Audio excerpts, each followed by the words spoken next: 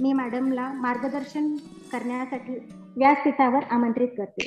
श्रीमती अंजली धानोरकर जाणी.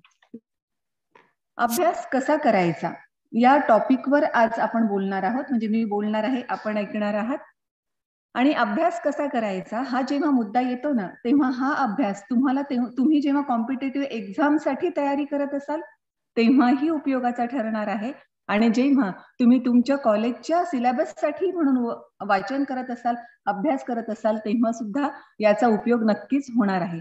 त्यामुळे competitive exams असो, तुमचा सिलेबस असो, तुमच्या घरी कोणी धाकटा भाऊ बहीण असेल ज्यांना सुद्धा कॉलेजचा विद्यापीठाचा अभ्यास करायचा आहे, त्यांना सुद्धा या काही ट्रिक्स अँड टिप्स मी ज्या देणार आहे त्या उपयोगी ठरतील असं लक्षात घेऊनच आपण इथे बसूया.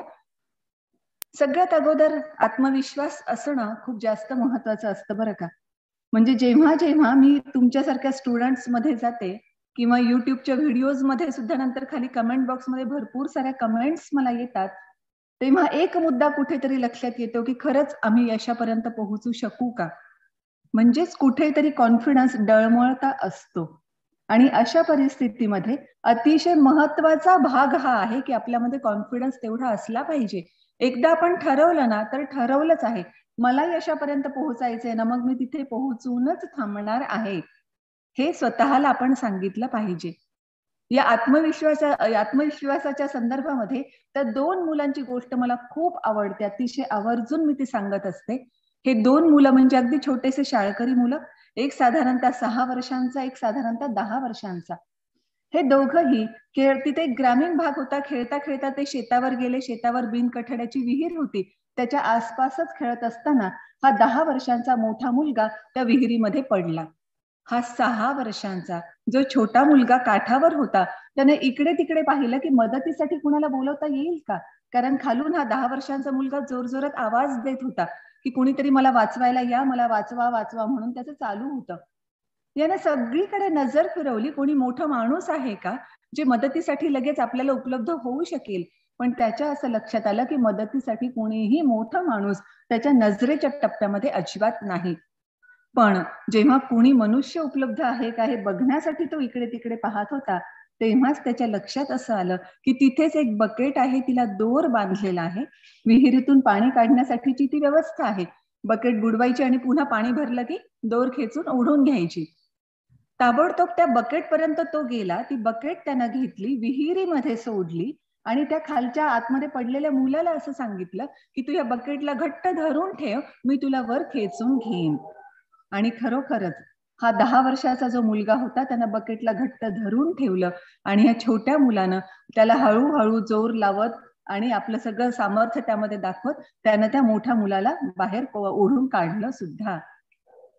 जेव्हा आपल्यावरचं संकट पूर्णतः टळलं आहे हे त्या दोघांच्याही लक्षात आलं, तेव्हा त्यांच्या लक्षात आणखी एक गोष्ट आली जी आईनं सांगितलेली होती की नेहमीपेक्षा, रुटीनपेक्षा काहीही वेगळं जर झालं तर ताबडतोब घरी येऊन सांगायचं. जे काही घडलं होतं त्या दोन्ही मुलांनी घरी जाऊन सांगितलं. सांगितल्यानंतर गाव छोटंसं होतं, ही गोष्ट लगेच गावभर पसरली. बरेच लोक लगेच त्यांच्या घरापाशी जमा झाले आणि बरेच मोठे लोक, मोठे म्हणजे वयानं मोठे असणारी माणसं लगेच मोठ्याने हसू लागले की काय पण हे मुलं ना, म्हणजे अगदी 6 आणि 10 वर्षांचे छोटे छोटे पोरं पण काहीही म्हणजे कथा कल्पना रचून सांगतात. असं काहीच झालेलं असणार नाहीये, पण आम्ही किती म्हणजे थोरवी काहीतरी गायली किंवा आम्ही काहीतरी मोठं कृत्य केलं असं सांगण्यासाठी हे काहीतरी गंमत म्हणून सांगत आहेत, अशा अर्थानं सगळेजण हसू लागले. त्यात सगळ्या ग्रुपमध्ये एक वृद्ध गृहस्थ होते. त्यांनी विचारलं की तुम्ही का विश्वास ठेवत नाहीये की हे मुलं जे सांगतायत ते खरोखर घडलेलं असेल म्हणून. आणि त्या गर्दीतल्याच एकानं उत्तर दिलं, अहो बाबा बघा तरी त्या दोघांकडे, हा जो विहिरीत पडला तो वयानं सुद्धा मोठा आणि अंगानं सुद्धा धष्टपुष्ट, आणि हा जो म्हणतो की मी त्याला ओढून काढलं तो वयानं सुद्धा लहान आणि अंगानं सुद्धा बघा किती किडकिडीत आहे. हे कसं शक्य आहे. त्या वृद्ध गृहस्थाने त्याच क्षणी उत्तर दिलं की अगदी याच कारणासाठी मी विश्वास ठेवतो की ही मुलं जे काही सांगत आहेत ते घडलेलं बरोबरच असणार आहे, ते खरंच सांगत असणार आहेत. कारण जेव्हा हा छोटा मुलगा त्या मोठ्या मुलाला वर खेचून बाहेर काढत होता तेव्हा त्याच्या आसपास कुणीही नव्हतं त्याला सांगणारं किंवा त्याच्या त्या कृतीवर कॉमेंट करणारं की हे कसं शक्य आहे. मुद्दा इथेच येतो. आपल्या अवतीभोवती किती लोक असणार आहेत हे कसं शक्य आहे म्हणणारे. म्हणजे जस्ट तुम्ही डिक्लेअर करा की मला UPSC मध्ये टॉपर व्हायचं आणि पहिल्याच अटेम्प्ट मध्ये मला क्रॅक करायचं. मला सांगायला लागतील की हे कसं शक्य नाही.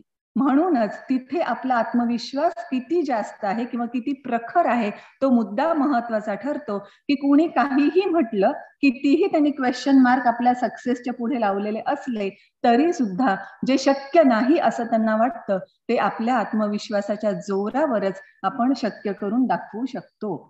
म्हणून आत्मविश्वास तेवढा प्रखर असलाच पाहिजे. आणि याच अनुषंगाने आणखी एक बाब मी सांगू इच्छिते. आपल्याला मागे खेचण्यासाठी फक्त अवतीभोवतीचेच लोक गरजेचे असतात का? म्हणजे तेच लोक फक्त आपल्याला मागे खेचतात असं असतं का? असं अजिबात नाही बरं का. आपण स्वतःला मागे खेचण्यामध्ये अतिशय पुढे असतो. मागे खेचण्यात आपण पुढे असतो. स्वतःलाच प्रश्न विचारा की म्हणजे अगदी साध्या गोष्टींमध्ये सुद्धा आपण स्वतःवर एवढे क्वेश्चन येईल का? ते मला करता येईल का? ग्रामीण भागातून आलेला असल्याने आज हीच एक गोष्ट पहिल्यांदा करायची. जेव्हा तुम्ही आपापल्या घरी जाल किंवा रूमवर जाल, कुठे स्वतःला लिमिटेशन्स घालून घेतलेले आहेत हे फाइंड आउट करायचं, ते लिहायचं आणि या लिमिटेशन्स मोडण्यासाठी काय करावं लागेल ते सुद्धा त्याच्या सेकंड कॉलम मध्ये लिहायचं. आणि प्रत्येक लिमिटेशन तोडण्यासाठी आपण स्वतः प्रयत्न, आपल्यावर ज्या लिमिटेशन्स आहेत असं आपल्याला वाटतं ना, त्या लिमिटेशन्स आपल्यावर निसर्ग दत्त अजिबात नाहीत. आपल्या बिलीफ मधून तर कुठेतरी तयार झालेल्या आहेत. आणि जर ही चुकीची बिलीफ सिस्टीम आपण स्वतःमध्ये अंगीकारलेली असेल तर ही चुकीची बिलीफ सिस्टीम आपल्याला स्वतःलाच मोडावी लागणार आहे. दुसरं कुणीही येणार नाही आपली बिलीफ सिस्टीम मोडण्यासाठी. म्हणून सगळ्यात अगोदर ज्या मर्यादांमुळे आपण मागे खेचले जातो त्या मर्यादा आपण स्वतः ज्या लावलेल्या आहेत त्या फाइंड आउट करायच्या आणि त्याच्यावर काम करून एक स्टेज त्या दिशेने पुढे जात राहायचं. हे पहिलं काम आपण आज करायचं. नंतरचा मुद्दा सांगत असताना मला आठवण करून द्यावीशी वाटते गरुडाची. गरुडाच्या बाबतीमध्ये बरेच काही गोष्टी सांगितल्या जातात की खरंच गरुडापासून आपण काय काय शिकलं पाहिजे. सगळ्याच गोष्टींबद्दल मी सांगणार नाहीये, पण एक गोष्ट अवश्य शिकली पाहिजे. ज्यांना कोणत्याही स्पर्धा परीक्षांमध्ये किंबहुना आपल्याला आयुष्यामध्ये कोणत्याही प्रकारचं यश मिळवायचं असेल तर ही गोष्ट लक्षात ठेवली पाहिजे. गरुडाच्या बाबतीमध्ये असं सांगितलं जातं की गरुडाला जेव्हा एखादं भक्ष्य दिसतं ना, त्याची नजर किंवा त्याची दृष्टी एवढी तेज असते की त्या भक्ष्यावर तो कंटिन्युअस लक्ष ठेवून असतो आणि त्याची दृष्टी जवळपास 5 किलोमीटरच्या रेंज मध्ये असते. म्हणजे 5 किलोमीटरच्या आसपासचं किंवा 5 किलोमीटर पर्यंतचंही एखादं भक्ष्य असेल तर हा गरुड त्याच्यावर नजर ठेवून असतो. हे भक्ष्य जे असतं ते कुठला तरी पक्षी किंवा असंच काहीतरी हलणारं असतं, ते इकडे तिकडे जात असतं तरी याची दृष्टी त्या भक्ष्यावर कायम असते. या 5 किलोमीटर रेंज मध्ये अनेक झाडी येतात, अनेक डोंगर येतात, अनेक अट्रॅक्शन्स येतात, अनेक डिस्ट्रॅक्शन्स येतात, तरी सुद्धा गरुड आपल्या भक्ष्यावरची नजर हटवत नाही जोपर्यंत ते भक्ष्य प्राप्त करत नाही. मी तुम्हाला या ठिकाणीच अलर्ट करू इच्छिते, जेव्हा तुम्ही अभ्यास करायला लागणार आहात कॉम्पिटिटिव्ह एक्झाम्ससाठी, तुम्हाला सुद्धा तेवढंच कॉन्सन्ट्रेशन आवश्यक असणार आहे. तुमच्या ह्या ध्येय प्राप्तीच्या मार्गावरही असेच भरपूर सारे अट्रॅक्शन्स असतील आणि भरपूर सारे डिस्ट्रॅक्शन्स असतील, डेफिनेटली असतीलच. आणि आमचं सुदैव असं की आमच्या काळामध्ये हे एवढे गॅजेट्स वगैरे काही प्रकार नव्हते, म्हणून डिस्ट्रॅक्शन्स आमच्यासाठी खूप कमी होते. तुमच्यासाठी मात्र डिस्ट्रॅक्शन्स फार मोठे वाढलेले आहेत. म्हणजे साधं एक उदाहरण द्यायचं झालं ना, तर कोका कोलाचं अगोदर उदाहरण देईन मी. कोका कोलाच्या सीईओना एकदा विचारण्यात आलेलं होतं की तुमच्या कोल्ड्रिंकची कंपनी म्हणजे कोणती कंपनी तुमच्या कोल्ड्रिंक कंपनीची रायव्हलर आहे. आणि त्यांनी असं सांगितलं की दुसरी कोणतीही कोल्ड्रिंकची कंपनी ही आमची प्रतिस्पर्धी अजिबात नाही. अरे असं कसं? मग तुमचं प्रतिस्पर्धी कोण आहे? आमचं प्रतिस्पर्धी पाणी आहे. लोकांनी पाणी पिणं बंद केलं पाहिजे, लोकांनी पाण्याचा पर्याय म्हणून आमचं कोल्ड्रिंक घेतलं पाहिजे, म्हणून आमची खरी स्पर्धा पाण्याशी आहे. आज तुम्हाला बरेच ठिकाण असे जाणवत असतील ना, दिसत असतील ना, जिथे तुम्ही जाता तेव्हा कॉम्बो पॅक ऑफर केले जातात, त्याच्यामध्ये कोल्ड्रिंक दिलं जातं. कोल्ड्रिंकची किंमत जास्त असते तुलनेनं त्या वॉटर बॉटल पेक्षा. तुम्ही त्यांना म्हणा की ह्या कोल्ड्रिंक बॉटल ऐवजी मला वॉटर बॉटल द्या, ते देत. मार्केटिंगच सगळं तशा पद्धतीचं आहे, कारण कोल्ड्रिंकची खरी स्पर्धा, कोणत्याही कोल्ड्रिंकची खरी स्पर्धा ही पाण्याशी आहे. त्याच पद्धतीनं नेटफ्लिक्सच्या सीईओना जेव्हा विचारण्यात आलेलं होतं की तुमची स्पर्धा कोणाशी आहे, तेव्हा त्यांनी काय उत्तर द्यावं? त्यांनी असं उत्तर दिलं की आमची खरी स्पर्धा लोकांच्या झोपेशी आहे. लोकांनी झोपलं नाही पाहिजे. जर एक व्यक्ती 8 तास झोपेत घालवेल तर त्याचा ऑनलाईन नसण्याचे तेवढे 8 तास कमी होत आहेत ना. त्याच्यामुळे ह्या लोकांनी जास्तीत जास्त ऑनलाईन राहिलं पाहिजे, जेणेकरून आम्हाला नफा खूप जास्त मिळेल. आणि विचारात घ्या किंवा लक्षात घ्या मित्रमैत्रिणींनो, तिथे एवढे सगळे म्हणजे खूप चांगले ब्रेन्स ठेवले जातात की लोक जास्तीत जास्त ऑनलाईन कसे राहतील याच्यासाठी. बरेचदा तुम्हालाही जाणवत असेल, मलाही कधी कधी आश्चर्य वाटतं की जस्ट मी विचार केलेला असतो की ही एक वस्तू जर आपण बघितली तर काय होईल बरं, बघूया की नेमकं काय त्याची किंमत असेल किंवा कुठे कुठे कशा पद्धतीने अवेलेबल असेल. खरंच फक्त डोक्यात आलेलं असतं, ते मी कुठेही सर्च केलेलं नसतं. आणि जेव्हा मी युट्यूब किंवा गुगल काहीतरी ओपन करते, धडाधड माझ्या डोक्यातलंच त्याच्यामध्ये दिसायला लागतं. सगळं क्यू मध्ये एवढं सगळं लागलेलं असतं. मग अशा परिस्थितीमध्ये फक्त नेटफ्लिक्सच नव्हे तर आपण त्याला गॅजेट्स म्हणूया की ह्या सगळ्या गोष्टी इतक्या अट्रॅक्ट करणाऱ्या किंवा तुमचं अभ्यासापासून लक्ष डायव्हर्ट करणाऱ्या आहेत की त्याच्यासाठी तुम्हाला स्वतःलाच प्रयत्न करावे लागणार आहेत. सेल्फ डिसिप्लिन तुम्हालाच पाळावे लागणार आहे, जेणेकरून अशा रीतीचं सगळं डिस्ट्रॅक्शन तुम्हाला टाळता येईल. आणि कोणत्याही पद्धतीचं तुम्ही ज्या वयामध्ये आहात त्या वयाच्या अनुषंगानेही अट्रॅक्शनचाही मी उल्लेख करते.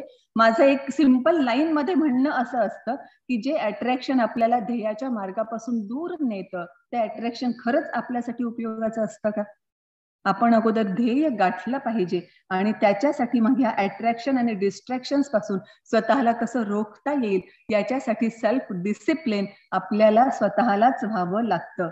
बाकीचे सगळेजण फक्त मार्ग सांगू शकतील, कदाचित तुम्हाला माहित नसणारेही वेगळे वेगळे मार्ग बाकीचे लोक सांगतील, पण त्यांच्यावर इम्प्लिमेंटेशन खरोखर तुम्हालाच करायचं आहे.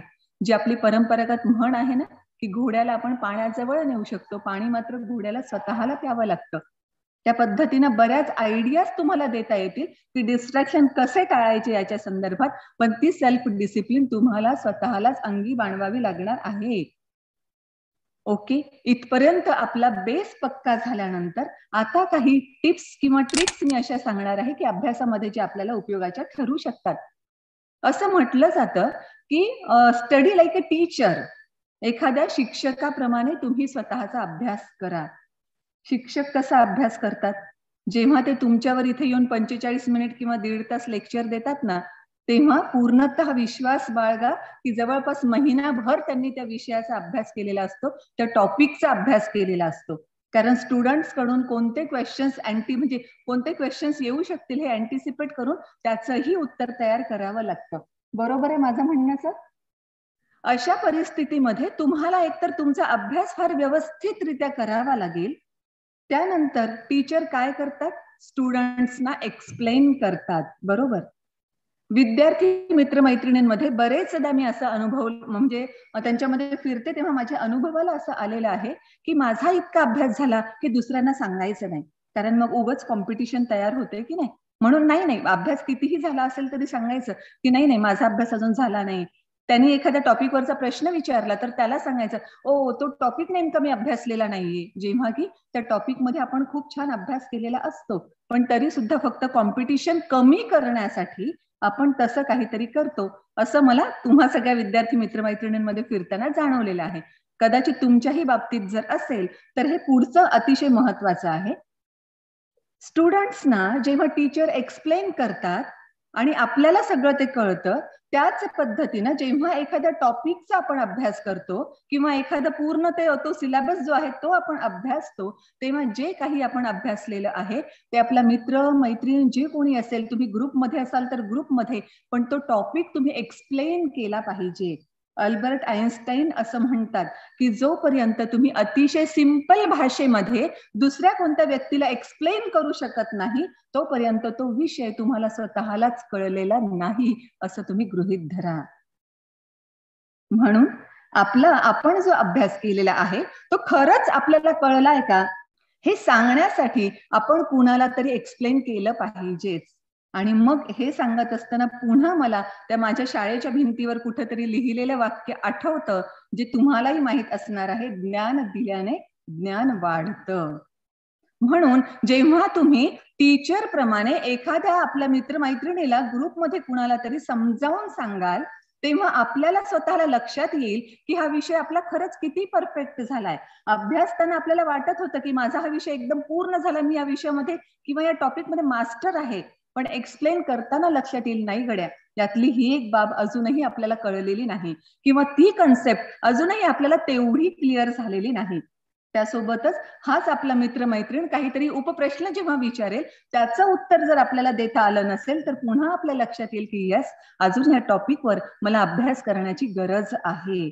आणि अशा रीतीनं जेव्हा आपण स्टडी लाईक अ टीचर करतो, आपल्याच मित्रमैत्रिणींना एक्सप्लेन करतो, तेव्हा ऑटोमॅटिकली आपली पण रिव्हिजन होऊन जाते. आपण अभ्यास केलेला असतो तेव्हा एकदा वाचलेलं असतं आणि आता सांगताना पुन्हा एकदा आपली रिव्हिजन झालेली असते. आणि नॅचरली रिव्हिजन बद्दल पण मी नंतर बोलणार आहे. आणि नॅचरली आपला विषय किंवा तो टॉपिक पक्का व्हायला लागतो. त्याच्यामुळे एकतर इथल्या इथेच आपली स्पर्धा आहे हे पण गृहीत धरू नका. तुमची स्पर्धा फक्त तुम्हाला जेवढे मित्रमैत्रिणी दिसतात किंवा तुमच्या ग्रुपमध्ये जेवढे आहेत तेवढ्यांशीच आहे असं अजिबात नाहीये.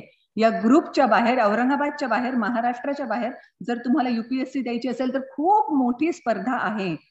त्याच्यामुळे उलट आपण असं म्हटलं पाहिजे की कुठला तरी अपरिचित मनुष्य IAS होण्यापेक्षा जर झालाच तर माझाच मित्र किंवा माझीच मैत्रीण IAS झाली तर जास्त छान आहे ना. जास्त आपल्याला त्याच्यामध्ये समाधान आहे ना की ठीक आहे, मला IAS ची नाही मिळाली पण माझ्याच मित्रमैत्रिणीला मिळालेली आहे, दूरचं कोणीतरी अपरिचित होण्यापेक्षा. म्हणून अशा रीतीने स्पर्धा न करता किंवा आपला अभ्यास लपवण्याच्या ऐवजी खरं तर तुम्ही अभ्यास ओपन करत राहा, जेणेकरून बाकीचेही तुमचे ग्रुप मेंबर त्यांचा टॉपिक तुमच्या समोर सांगतील आणि जेव्हा कोणीतरी समजावून सांगतं तेव्हा आपल्याला अधिक लक्षात चांगल्या पद्धतीने येतं. आता ऑनलाईन तुम्ही पण यांचे पण झाले असतील ना, ऑनलाईन आणि ऑफलाईन मधला पण आपण फरक बघितलेला आहे. ठीक आहे, ऑनलाईन शिवाय पर्याय नव्हता म्हणून तोही मार्ग आपण स्वीकारला आणि त्या मार्गावरही आपण जवळपास 1.5-2 वर्ष काढलेले आहेत. पण याच ऑनलाईन मध्ये तुमच्या लक्षात आलेलं असेल की जेव्हा कोणीतरी प्रत्यक्ष समोर येऊन आपल्याला समजावून सांगतं तेव्हा ती बाब आपल्याला जास्त चांगल्या पद्धतीने क्लिअर होते. मग तुम्ही एक गोष्ट अशी पण करू शकाल की तुमच्या ग्रुपमध्ये टॉपिक्स वाटून घेऊ शकाल किंवा एखाद्याचा फेवरेट विषय हा असतो, दुसऱ्याचा दुसरा असतो. ओके, त्या विषयाचं तू मला सांग, या विषयाचं मी तुला सांगेन. अशा रीतीने जर तुम्ही ग्रुपमध्ये छान अभ्यास केला तर तुमचा पूर्ण ग्रुप एकत्रितरित्या अपलिफ्ट होऊ शकतो. म्हणजे आपण एकट्यानेच पळत जाण्यापेक्षा we rise by lifting others, हे जर आपण लक्षात घेतलं आणि त्यांनाही अभ्यासासाठी अपलिफ्ट करण्याचा प्रयत्न केला तर पूर्ण आपल्या ग्रुपचं ते सक्सेस कदाचित मिळालेलं असेल. बरेच ग्रुप्स मी असेही पाहिलेले आहे की त्यांचा ग्रुप पूर्णतः सिलेक्ट होतो. कशामुळे होतं? कारण ते अशाच पद्धतीने अभ्यास करत असतात. म्हणून अभ्यास लपवण्याच्या ऐवजी आपण टीचर प्रमाणे अभ्यास करून इतरांना एक्सप्लेन करत जायचं आहे, हा मुद्दा लक्षात ठेवायचा आहे.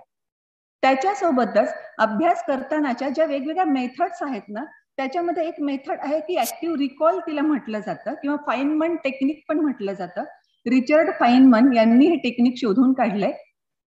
खरं तर ह्या सगळ्या टेक्निक्स जेव्हा आता युट्यूब चॅनलवर मला वेगवेगळे व्हिडिओज करावे लागतात आणि विद्यार्थ्यांच्या प्रश्नांची उत्तरं सुद्धा मला तयार करावी लागतात, तेव्हा मला भरपूर सारा अभ्यास कसा करायचा या संदर्भातही करावा लागलेला असतो.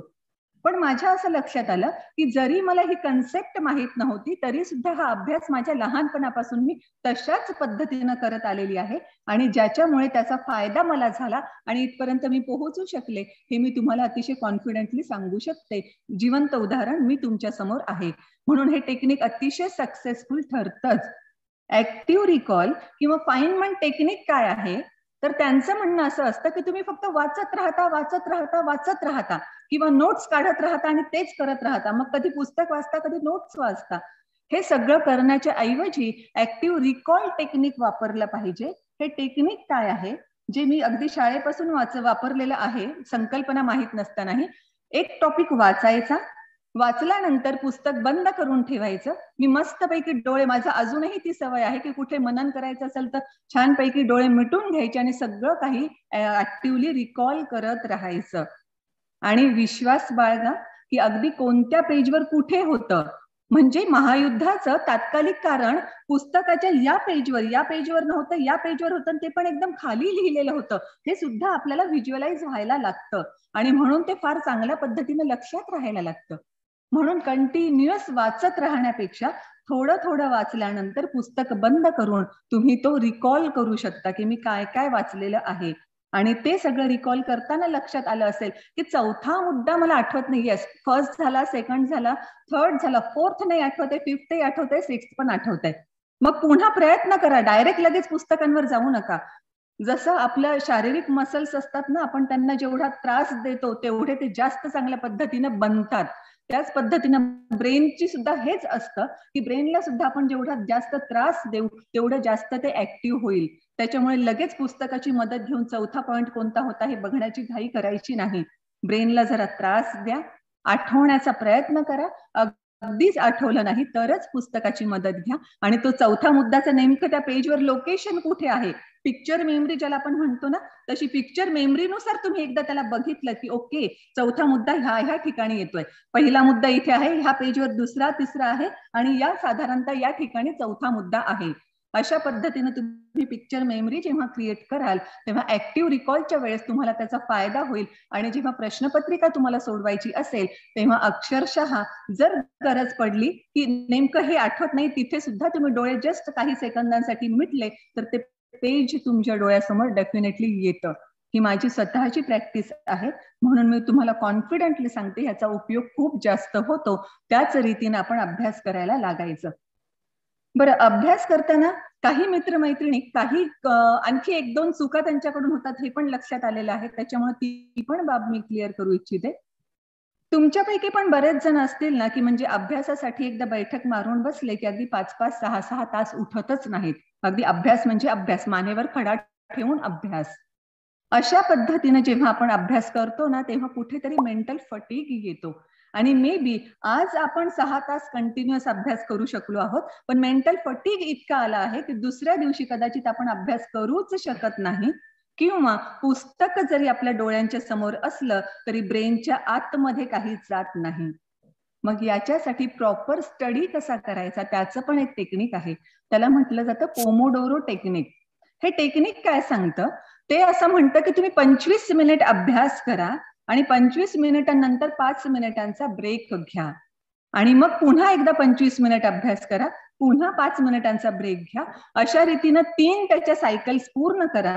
3 सायकल नंतर एक अर्धा तासाचा ब्रेक घ्या आणि पुन्हा पुढच्या 3 सायकल्सला तुम्ही जाऊ शकता. आता इथे अर्थात 25 आणि 5 असाच रेशो आपण ठेवला पाहिजे असं नाही. आपली ती शेवटची लाईन कुठे आहे किंवा आपण नेमकं कुठे मेंटल फटीग यायला आपल्याला सुरुवात होते हे आपल्याला स्वतःला फाइंड आउट करावं लागतं. त्याच्यामुळे अभ्यास करता करता कदाचित तो 25 मिनिटांच्या ऐवजी कुणासाठी 1 तास असेल, कुणासाठी 15च मिनिट असतील, कुणासाठी कदाचित 1.5-2 तासही असू शकतील. पण मेंटल फटीग येण्याच्या जस्ट अगोदर आपण ते पुस्तक हातातून ठेवलं पाहिजे आणि 5 मिनिटांचा ब्रेक घेतला पाहिजे. या 5 मिनिटांमध्ये करायचं काय, जर गॅझेटला गेलात ना तर 5 मिनिटांचे 5 तास कसे झाले हे पण समजणार नाही. त्याच्यामुळे स्ट्रिक्टली अभ्यासाच्या वेळेस गॅझेट्स अशा कुठेतरी ठिकाणी ठेवून द्यायचे आहे की ज्याच्यावर आपली नजरही जाणार नाही. याला फोन करायचा राहिला, ओ त्याच्या SMS चं उत्तर दिलं नाही, तिचा आज वाढदिवस होता तिला विशच केलं नाही. हे जे काही तुम्हाला अभ्यास करताना आठवत असेल ना, ते कुठेतरी एक डायरी ठेवा, त्या डायरीवर नोंदवा आणि नंतर सेल्फ डिसिप्लिन मी जे म्हणते आहे, जेव्हा तुमचा अभ्यास पूर्ण होईल त्याच्यानंतर मग त्या पॉइंटनुसार तुमचे मोबाईलवरचे जे जे कामं राहिलेले असतील ते कामं तुम्ही करू शकाल. कारण आपल्याला माहित आहे करायचा असतो आपल्याला फक्त एकच कॉल, पण ते एक कॉल करता करता इन्स्टा कधी उघडलं, व्हॉट्सअप कधी उघडलं, युट्यूब कधी सुरू झालं आपल्यालाही कळत नाही. घड्याळीत पाहिल्यानंतर बापरे इतके कसे वाजले आपल्यालाच प्रश्न पडलेला असतो. त्याच्यामुळे या बाबतीमध्ये सेल्फ डिसिप्लिन पाळलंच पाहिजे. मग ह्या 25 मिनिटांचा अभ्यास केल्यानंतर 5 मिनिटांमध्ये काय करणार आहात त्याच्यामध्ये तुम्हाला बरीच व्हरायटी मेंटेन करता येते. एक तर अगदी साधं, म्हणजे हे मी माझ्यासाठी पण प्रॅक्टिकली करते, कारण असंही म्हटलं जातं की सतत बसून राहिलं तरी सुद्धा आपलं बऱ्यापैकी नुकसान होतं. मग अशा परिस्थितीमध्ये पाण्याची बॉटल जवळ घेऊन नाही बसायची. पाणी किचनमध्ये असेल, तिथे माठ असेल, तिथे फ्रीज मधलं तर पाणी प्यायचंच नाही, त्याच्या मी विरोधात आहे, पण तो आपला विषय नाही म्हणून ते मी सांगणार नाही. मग अशा परिस्थितीमध्ये पिण्याचं पाणी कुठेतरी दूर ठेवायचं, किंवा किचनमध्ये आहे, आपण स्टडी रूम मध्ये किंवा कुठेतरी दुसऱ्या ठिकाणी आहोत, मग त्या 5 मिनिटांच्या ब्रेकमध्ये आपण सिंपल एवढं सुद्धा करू शकतो की व्यवस्थितरित्या, म्हणजे बिईंग इन द प्रेझेंट जे म्हटलं जातं ना, तसं प्रत्येक क्षण अनुभवत पाण्यापर्यंत पोहोचणं, छान ग्लासभर पाणी भरून घेणं आणि सिप बाय सिप ते व्यवस्थितरित्या पाणी पिणं, घोटाघोटानं व्यवस्थित पिणं, आणि पुन्हा आपल्या तिथे येऊन 5 मिनिट तोपर्यंत झाले असतील, झाले नसतील तर खिडकीतून बाहेर छानसं बघा, एखादं निसर्ग दृश्य असेल किंवा नुसतंच उन्हाचा रोड असेल तरी चालतं, पण जस्ट नजर जेवढ्या दूरपर्यंत जाऊ शकेल तेवढ्या दूरपर्यंत ठेवा आणि एकदा 5 मिनिट झाले की पुन्हा आपल्या अभ्यासावर शिफ्ट व्हा. एकतर हे करता येईल, 5 मिनिटामध्ये एखादं मनासारखं आवडतं गाणं ऐकता येईल, स्वतः गुणगुणता येईल, किंवा या 5 मिनिटांमध्ये मस्तपैकी पॉवर नॅप सुद्धा घेता येईल. पॉवर नॅप सुद्धा अशी गोष्ट आहे की ती घेतल्यानंतर रात्री आपण 8 तास झोप घेतल्यानंतर सकाळी आपल्याला जेवढं फ्रेश वाटतं ना, तेवढ्या छोट्याशा पॉवर नॅपनं सुद्धा फ्रेश वाटतं. पण पुन्हा मुद्दा तोच बरं, 5 मिनिटांची पॉवर नॅप जास्तीत जास्त एक्सटेंड होणे ती 10 ते 12 मिनिटांपर्यंत गेलेली चालू शकेल. जेव्हा तुम्ही 25+5 अशा 3 सायकल पूर्ण कराल आणि मग अर्धा तासांचा गॅप घ्यायचा आहे, त्याच्यात तुम्ही एक 10 ते 12 मिनिट पॉवर नॅप घेऊ शकाल. पण त्या पॉवर नॅपचं रूपांतर जर झोपेत झालं ना, तर मग मात्र तुम्हाला आणखीन जास्त आळस येईल. त्याच्यामुळे हे टेक्निक्स जे वापरायचे आहे ते त्या टेक्निक्सच्याच पद्धतीने वापरायचे आहेत. आणि अशा रीतीनं पॉवर नॅप घेतल्यानंतर ब्रेन अजून जास्त फ्रेश झालेलं असेल आणि पुढचा अभ्यास तुम्ही आणखी चांगल्या पद्धतीनं करू शकता. त्याच्यासोबतच अवघड टॉपिक्स मध्ये काय करायचं हा पण एक मुद्दा असेल ना. काही तुमच्या आता फॉरेन्सिकचे पण काही एखादा विषय असा असू शकेल की बाकी सगळे विषय चांगले आहेत, पण हा एक विषय ना फारच बोरिंग आहे किंवा फारच अवघड आहे, अभ्यास करावासा वाटत नाही. त्याच्यासाठी काय करायचंय त्याच्याही बद्दल मी तुम्हाला 2 बाबी सांगू इच्छिते. अल्बर्ट एलिस तुम्ही नाव ऐकलं असेल कदाचित. हे अतिशय महान मानसशास्त्रज्ञ, रॅशनलिस्ट बिहेवियरल थेरपी ही अख्खी ब्रांच त्यांनी मानसशास्त्राला दिली असं म्हटलं जातं. आणि इतकंच नव्हे तर आता काउन्सिलिंग हा जो प्रकार झालाय ना, म्हणजे शाळा कॉलेजेसमध्ये सुद्धा काउन्सिलर्स असतात, तर हे सगळी काउन्सिलिंग हा प्रकारच त्यांनी सुरू केलेला आहे. मग ह्या अल्बर्ट एलिस इतके बुद्धिमान होते की ते अगदी शाळेमध्ये असताना त्यांचे टीचर सुद्धा म्हणत की तू इतका बुद्धिमान आहेस की तुझ्यामुळे आपल्या देशाचं नाव नक्की जगामध्ये गौरवलं जाणार आहे. आणि खरं पुढे तेच झालं सुद्धा. तर हे अल्बर्ट एलिस लहान असताना, शाळकरी असताना त्यांच्याही बाबतीमध्ये असं व्हायचं की एखादे 2 विषय त्यांना अजिबात आवडत नसत. तुम्हालाही एखादा दुसरा विषय आवडत नाही म्हणून अभ्यास करायचा नाही असं करता येतं का? अजिबात नाही. अभ्यास तर करावाच लागतो ना, कारण त्याच्यामध्ये सुद्धा ते कमीत कमी तितके मार्क्स तरी घेणं गरजेचं आहे ना. मग या विषयांचं करायचं काय? तर ह्या छोट्या अल्बर्टने एक टेक्निक शोधून काढलं, त्याला 5 मिनिट्स थिअरी असं म्हटलं जातं. हा अल्बर्ट छोटासा काय करायचा, म्हणायचा की हा विषय मला अजिबात आवडत नाही ना, ठीक आहे बाकीच्या विषयांचा मी मला आवडेल तेवढा वेळ अभ्यास करेन, पण ह्या एका नावडत्या विषयाचा अभ्यास मी फक्त 5 मिनिट करणार आहे. 5 मिनिटांपेक्षा 1 सेकंदभरही जास्त अभ्यास मी ह्या विषयाचा करणार नाही. असं करत ते 5-5 मिनिट पण डिसिप्लिन, सेल्फ डिसिप्लिन इथे सुद्धा येते हा. पण डिसिप्लिन पाळून त्यांनी 5-5 मिनिटांचा अभ्यास करायला सुरुवात केली. 5 मिनिटांचे 15 मिनिट कधी झाले, 15 मिनिटांचा अर्धा तास कधी झाला हे त्यांच्याही लक्षात आलं नाही. उलट त्यांच्या लक्षात हे आलं की ह्या नावडत्या विषयामध्ये सुद्धा आपल्याला इंटरेस्ट येऊ लागलेला आहे, आणि जेव्हा परीक्षा झाली, मार्क लिस्ट हातामध्ये आली, तेव्हा त्या विषयानं सुद्धा अतिशय चांगले मार्क्स दिलेले होते. सो जो विषय आवडत नाही त्याच्या बाबतीत आपण 5 मिनिट्स थिअरी इम्प्लिमेंट करू शकतो. पुन्हा मुद्दा तोच, 5 मिनिट म्हणजे अगदीच 5 मिनिट करता येणार नाही, कारण तो शाळेचा अभ्यास होता, अतिशय कमी चॅप्टर्स असतील म्हणून त्यांना ते जमलं. आपले पुस्तकं जर भरपूर मोठे मोठे असतील आणि क्लिष्ट सगळा अभ्यासक्रम असेल तर 5 मिनिट म्हणजे अगदी 5 मिनिट या पद्धतीने घ्यायचे नाहीयेत. बाकीच्या विषयांचा तुम्ही अगदी 3-3, 4-4 तास किंवा 2-2 दिवस अभ्यास करत असाल तर किमान याचा 1 तास तरी अभ्यास करणं, अशा रीतीने आपल्याला स्वतःच्या अनुभवातून ते घ्यावं लागेल की तो विषय नेमका किती वेळ अभ्यासायचा आहे. हा एक पहिला मुद्दा या संदर्भात येतो. आणि दुसरा मुद्दा असा येतो, सबकॉन्शियस माइंड बद्दल कदाचित तुम्ही बरंच वाचलं असेल, माहित तुम्हाला असेल की आपण दिवसभरात जे जे काही करतो ना, पर्टिक्युलरली झोपण्याच्या जस्ट अगोदर, तर सबकॉन्शियस माइंड त्याच्यावर रात्रभर प्रोसेस करत असतं. हे सुद्धा मला माहित नव्हतं. आता मी ते युट्यूब साठी अभ्यास करते तेव्हा लक्षात घेते. पण जेव्हा मी स्वतः अभ्यास व्हायचा, झोपण्याच्या अगोदर तो विषय अभ्यासायचा आणि त्याच्यानंतर आपली झोपेची वेळ झाली, पुस्तक मिटवून ठेवून द्यायचं आणि मस्तपैकी झोपी जायचं. आपण जरी झोपलेलो असू तरी आपण केलेल्या अभ्यासावर आपलं सबकॉन्शियस माइंड प्रोसेस करत असणार आहे. या ठिकाणी आणखी एक बाब तुम्हाला सांगावीच लागेल मला. 2 मिनिट्स मॅगी सारखं इमिजिएट रिझल्ट इथे नसतो बरं. म्हणजे तुम्हाला वाटेल की मी आज म्हणजे झोपण्याच्या अगोदर अभ्यास केला, हा एक चॅप्टर वाचला, आता ठेवून दिलं, आता दुसऱ्या दिवशी मला पूर्ण तो चॅप्टर लर्न झालेला असला पाहिजे. आणि लर्न झालेला नसेल की तुम्हाला कोणाची आठवण येईल? माझी आठवण येईल, बरोबर की नाही? सो तर हे असं इमिजिएट म्हणजे ॲलोपॅथी नाहीये ही, की तुम्ही केलं आज आणि लगेच उद्या तुमचं डोकं दुखणं, किंवा तुम्ही आज गोळी खाल्ली आणि 1 तासामध्ये तुमची डोकेदुखी बरी झाली, अशी ॲलोपॅथीचं टेक्निक नसतं हे. तर तुम्ही जेव्हा ह्याच्यावर प्रॅक्टिस करत जाल ऍक्टिव्हली, तेव्हा ते सबकॉन्शियस माइंड मध्ये तर प्रोसेस नॅचरली होतच असतं. पण सबकॉन्शियस माइंड लगेच तुम्हाला इमिजिएटली उद्या काढून देईल का 8 दिवसांनी काढून देईल, हे तुम्ही पुन्हा ब्रेनला किती ताण देता आणि त्याच्याकडून किती काढून घेता याच्यावर अवलंबून असतं. म्हणून आपल्याला इथे पेशन्स ठेवावे लागतील आणि त्या पद्धतीने एकदा ठरलंय ना की आपल्याला अशा रीतीने अभ्यास करायचा आहे तर करायचा आहे, अशा रीतीनं पुन्हा तिथे एकदा सेल्फ डिसिप्लिनचा मुद्दा येतो. आणि तसा अभ्यास जेव्हा आपण करत राहू तेव्हा नॅचरली काही काळानंतर त्याचा फायदा झालेला आपल्या लक्षात येईल. आणि नंतर तर एकदा फायदा आपल्या लक्षात आला की आपण ती गोष्ट वारंवार करत राहतो आणि तुम्ही पण ते करत राहाल याच्याबद्दल मलाही कोणतीही शंका वाटत नाही. रिव्हिजन संदर्भामध्ये रिव्हिजन कधी करायची आहे?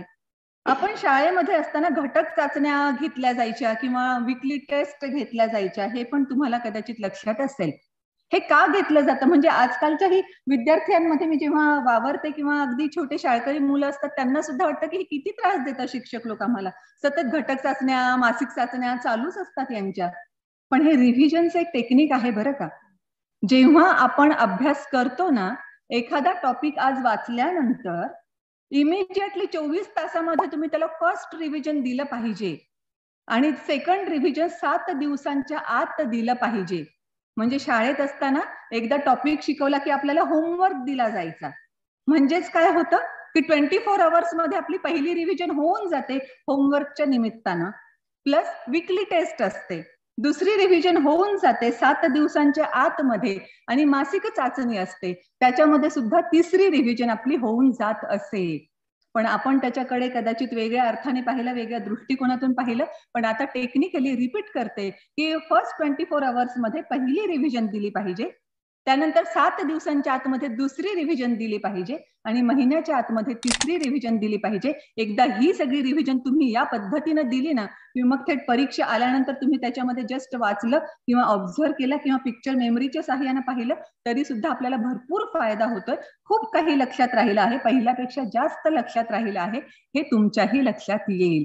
म्हणून हे रिव्हिजनचं ही टेक्निक आपल्याला अभ्यासासाठी वापरता येईल. आणि मुद्दा येतो तो नोट्सचा. नोट्स जर आपण अगदी साध्याच काढत असू तर त्या कदाचित आपल्याला तेवढ्या लक्षात राहणार नाही, कारण पुन्हा पुन्हा मी जे म्हणते की पिक्चर मेमरी, तर ब्रेनला आणि ह्या पिक्चर मेमरीला कलर्स जास्त आवडतात. म्हणून जेव्हा आपण नोट्स काढत असतो तेव्हा कलरफुल काढण्याचा प्रयत्न करा आणि कलरफुल काढत असताना त्याच्यामध्ये ही कलर कुठेतरी डिसाईड करा की ग्रीन कलर असेल तर तो मोठ्या मुद्द्यांना म्हणजे प्राईम मुद्द्यांना असेल, त्यातले उपमुद्दे असतील तर त्याला कुठेतरी पिवळा किंवा कुठले तुम्हाला आवडतो तो जांभळा कलर वापरलेला असणार आहे. अशा रीतीने कलर्स पण तुम्ही डिसाईड करून घ्या. आणि मग पुन्हा मी म्हणते तसं एकदा सगळ्या नोट्स काढल्या आणि अभ्यास करताना सुद्धा जेव्हा तुम्ही पेज वाचाल ना, पेज अवश्य वाचा, पण पेज वाचल्यानंतर पुन्हा पिक्चर मेमरी सारखं एका दृष्टीमध्ये आपल्याला तो पेज पूर्ण कॅप्चर करता येईल अशा पद्धतीने त्या पेजवर फोकस करा. आणि त्याच्यानंतर मग पुन्हा सगळा अभ्यास झाल्यानंतर किंवा त्या टॉपिकचा अभ्यास झाल्यानंतर ऍक्टिव्ह रिकॉल तर आपण करणार आहोतच. या पद्धतीने जर नोट्स काढल्या, कलरफुल असतील, माइंड मॅप्स त्याच्यामध्ये असतील, ग्राफ त्याच्यामध्ये असतील, म्हणजे कुठेतरी महायुद्धाचं कारण पुन्हा जर असेल तर तात्कालिक इथे येईल, त्याच्यानंतर प्राईम कारण सुरुवातीपासूनची कोणती कोणती कारणं होती, मग ह्या मागच्या काही महिन्यात कोणती कारणं आली, अशा पद्धतीने जर आपण तो सगळा मॅप काढत राहिलो तर मॅपही लक्षात ठेवणं ब्रेनला जास्त सोपं जातं तुलनात्मकरित्या प्रत्येक वर्ड टू वर्ड लक्षात ठेवण्यापेक्षा. म्हणून त्याही पद्धतीनं आपण अभ्यास केला तर अभ्यास अधिक चांगल्यारीत्या लक्षात राहू शकतो. अभ्यासाची टेक्निक्स भरपूर सारी आहेत. आता आपल्याला ह्या लिमिटेड वेळेमध्ये जेवढं मला तुम्हाला सांगता आलं तेवढं मी सांगितलं की ही सगळी अभ्यासाची टेक्निक्स तुम्हाला कधी उपयोगाची पडतील, जर तुमचा आत्मविश्वास पक्का असेल तर. अदरवाईज तुम्ही डळमळत्या आत्मविश्वासानं जर ह्या टेक्निक्स वापराल, डोंट नो खरंच ह्या टेक्निक्स किती रिझल्ट देतील. त्याच्यामुळे तुम्ही स्वतः आत्मविश्वास ठेवला पाहिजे की आपल्याला पोहोचायचंय. आणि लक्षात अजिबात आणायचं नाही की बापरे फक्त 10च पद आहेत आणि 10 पदासाठी तर इतके 1000 उमेदवार आहेत. अरे किती 1000 उमेदवार असू द्यात, किती 1000 उमेदवार तिथे अपियर होणार आहेत, ह्याच्याशी तुम्हाला काहीही देणं घेणं नाही. मला फक्त त्या 10 पैकी 1 पद पाहिजे आहे, एवढंच लक्षात घ्यायचे. बाकीचे 9 पद कुणीही घेऊन जा, मला काही देणं घेणं नाही, पण ते 1 पद मात्र माझंच आहे असं जेव्हा तुम्ही तेवढ्या विश्वासानं स्वतःला सांगाल तेव्हा त्या पद्धतीने तुम्ही अभ्यास नक्कीच करणार आहात. आणि म्हणून अखेरचा मुद्दा सांगताना मी हे म्हणेल, सेल्फ डिसिप्लिन, सेल्फ डिसिप्लिन हा पण शब्द मी मगाचपासून बरेचदा वापरलेला आहे. तर ही सेल्फ डिसिप्लिन किंवा सेल्फ वॉच, स्वतःवर वॉच स्वतःच ठेवला पाहिजे प्रत्येक वेळेस. आता तुम्ही पुरेसे ग्रोनअप झालात, तुम्ही शाळेमध्ये असताना तेही म्हणजे कदाचित 4थी पर्यंत किंवा जास्तीत जास्त 8वी 10वी पर्यंत आई वडील तुमच्या मागे लागत असतील, सांगत असतील प्रत्येक गोष्ट, पण आता तुमच्या मागे कुणीही लागणार नाहीये, कारण तुम्ही आता पुरेसे ग्रोनअप झालेले आहात. तुम्हाला स्वतःचं भलं काय बुरं काय, आपण कोणत्या दिशेने गेलो तर कुठपर्यंत पोहोचू शकतो हे तुम्हाला कळतं, असं आता सगळेजण गृहीत धरतात. सो खरंच तुम्हाला कळतं, याचं प्रूफ तुम्ही स्वतः द्यावं लागेल. आणि ते प्रूफ तुम्हाला कसं देता येईल तर पुन्हा ह्या सेल्फ डिसिप्लिनने देता येईल किंवा स्वतःवर असणाऱ्या स्वतःच्या वॉचने देता येईल. आता दुसरं कुणी तुमच्यावर वॉच ठेवण्याची गरज नाही. सीसीटीव्ही सगळीकडे भरपूर सारे असतात. आपल्याला फुकटातला न दिसणारा सीसीटीव्ही स्वतःवर रोखून ठेवायचा आहे की आपण राईट ट्रॅकवर आहोत का रॉंग ट्रॅकवर जातोय हे शोधून आपल्याला पुन्हा राईट ट्रॅकवर आणणारा. आणि मग अशा सेल्फ वॉच किंवा सेल्फ डिसिप्लिनच्या संदर्भात त्या मूर्तिकाराचं मी उदाहरण देईन आणि मग मात्र थांबेन. हा मूर्तिकार, त्याचं कामच हे होतं की दगडामधून वेगवेगळ्या प्रकारच्या मूर्ती घडवायच्या. एक मूर्ती घडवायला काळ भरपूर लागायचा, पण तो एक मूर्ती हातामध्ये घेतली की ती घडवल्यानंतर दुसरी मूर्ती हातात घेत असे. त्याच्या पत्नीने पाहिलं की एक मूर्ती आता फिनिशिंग लेवल पर्यंत आलेली आहे, जस्ट म्हणजे एखाद्या आठवड्यामध्ये ह्या मूर्तीचं फिनिशिंग होईल आणि आता आपला नवरा दुसरी मूर्ती हातामध्ये घेईल हे जस्ट तिच्या लक्षात येत होतं. पण अचानक तिनं असं पाहिलं की आपल्या ह्या नवऱ्यानं ती फिनिशिंग लेवल पर्यंत आलेली मूर्ती बाजूला सरकवून दिली आणि पुन्हा नवीन दगड घेतला आहे आणि त्यातून नवीन मूर्ती कोरायला सुरुवात केली आहे. असं कधीच घडलं नव्हतं. त्याच्यामुळे आज असं काय झालं, या मूर्तीच्या बाबतीत असं काय झालं की ज्याच्यामुळे तिला बाजूला सरकवण्यात आलं, हा प्रश्न तिला पडला. हाच प्रश्न तिने आपल्या नवऱ्याला विचारला आणि त्या मूर्तिकार नवऱ्यानं असं सांगितलं की नाही ग, ती मूर्ती ना थोडी फॉल्टी झालेली आहे, म्हणून तीच मूर्ती आता मी या दगडातून कोरायला घेतलेली आहे.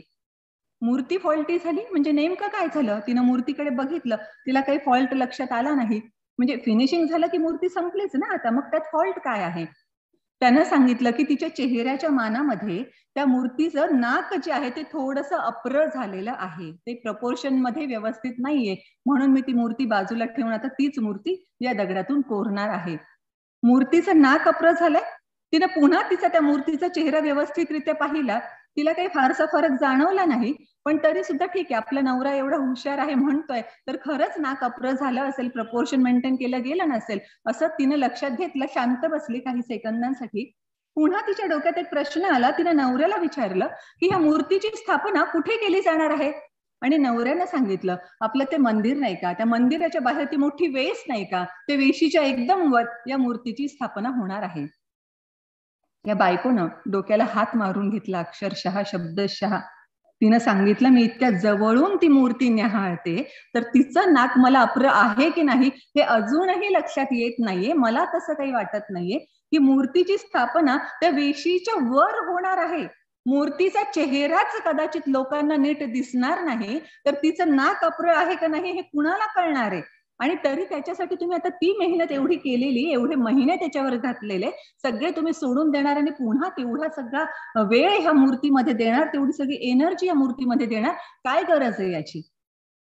हातातलं काम अजिबात न थांबवता तो मूर्तिकार स्पष्टपणानं म्हणाला, मूर्तीचं नाक अप्र आहे हे लोकांना कळेल की नाही याच्याशी मला काहीही देणं घेणं नाही. मूर्तीचं नाक अप्र आहे हे मला माहित आहे आणि माझ्या हातून अशी फॉल्टी मूर्ती व्हावी हे मला अजिबात पटणार नाही, म्हणून मी पुन्हा ही मूर्ती कोरणार आहे. अभ्यास तुम्ही करणार आहात, स्वतःसाठी करणार आहात. नो डाऊट तुमच्या यशामध्ये तुमच्या परिवाराला खूप आनंद होईल, तुमच्या आई वडिलांच्या डोळ्यात आनंदाश्रू येतील, तुमचे शेजारी पाजारी नातेवाईक त्यांनाही खूप अभिमान वाटायला लागेल. पण तरी सुद्धा लक्षात घ्या, या करिअरचा प्रत्यक्ष फायदा फक्त तुम्हाला स्वतःला होणार आहे. मग IAS चा किंवा कलेक्टरचे आई वडील म्हणून त्यांना पण त्यांचंही रेप्युटेशन वाढेल, कलेक्टरची बहीण म्हणून तिचंही रेप्युटेशन वाढेल, ते सगळे अप्रत्यक्ष फायदे झाले. पण प्रत्यक्ष फायदा तुमचा स्वतःचा होणार आहे. तुमच्यातल्या सगळ्या कलागुण किंवा जे काही तुमच्यामध्ये पोटेन्शियल आहे ते सगळं ह्या प्रशासनामध्ये आल्यानंतर तुम्हाला बाहेर काढता येणार आहे. आणि म्हणून दुसरं कोणीतरी आपल्याला वॉच करत राहावं आणि दुसरं कोणीतरी आपण राईट ट्रॅकवर चाललोय की रॉंग ट्रॅकवर चाललोय हे लक्षात आणून देत राहावं, अशी अपेक्षा आता या लेवल पासून तरी बाळगायची नसते. आपण स्वतःचे जज व्हायचं आहे, राईट रॉंग स्वतः ठरवायचं आहे आणि सेल्फ डिसिप्लिन किंवा अशा पद्धतीचं जसं त्या मूर्तिकारानं केलं सेल्फ वॉच, तो स्वतःचा असला पाहिजे. मी अभ्यास इतके तास केला, इतकं सगळं केलं हे दुसऱ्यांना सांगण्याची तुम्ही गरज नाहीये. तुम्ही स्वतःसाठी अभ्यास करत आहात, स्वतःच्या यशासाठी करत आहात. तुम्हाला जेवढा वाटतो तेवढा अभ्यास तुम्ही केलाच पाहिजे, जेवढा सगळा अभ्यास तुम्हाला यशापर्यंत घेऊन जाणार आहे.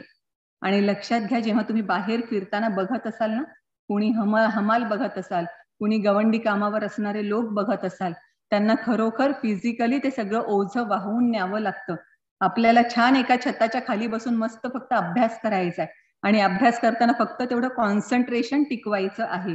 हे कॉन्सन्ट्रेशन आपण तेव्हा टिकवू शकू जेव्हा आपल्या लक्षात असेल की हा कॉन्सन्ट्रेशनचा फायदा म्हणून परीक्षेमध्ये जेव्हा आपण यशस्वी होऊ तेव्हा आपलं रेप्युटेशन किती वाढलेलं असेल, समाजामध्ये ज्या उणीवा आज आपल्याला दिसत आहेत प्रशासनामध्ये आल्यानंतर त्या उणीवा दूर करण्याची संधी आपल्या हातामध्ये असेल आणि प्रत्यक्ष अप्रत्यक्षपणे समाज सेवा सुद्धा आपल्या हातून घडणार आहे.